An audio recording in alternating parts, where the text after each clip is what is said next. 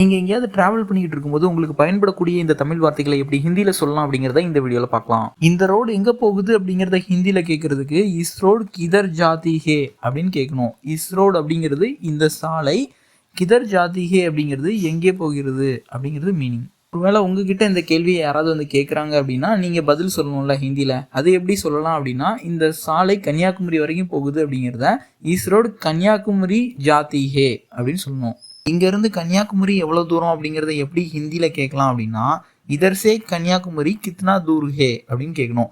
இதர்சே அப்படின்னா இங்கே இருந்து அப்படின்னு அர்த்தம். கன்னியாகுமரி கித்னா தூர் ஹே அப்படின்னா கன்னியாகுமரி எவ்வளோ தூரம். அப்போ அதுதான் வந்து இதர்சே கன்னியாகுமரி கித்னா தூர் ஹே அப்படின்னு கேட்கணும். இங்கேருந்து கன்னியாகுமரி ஒரு 15 கிலோமீட்டர் இருக்கும் அப்படின்னு ஆன்சர் பண்ணுவோம்ல, அதை எப்படி ஹிந்தியில் சொல்லலாம் அப்படின்னா, இதர்சே கன்னியாகுமரி 15 கிலோமீட்டர் ஹே அப்படின்னு சொல்லணும்.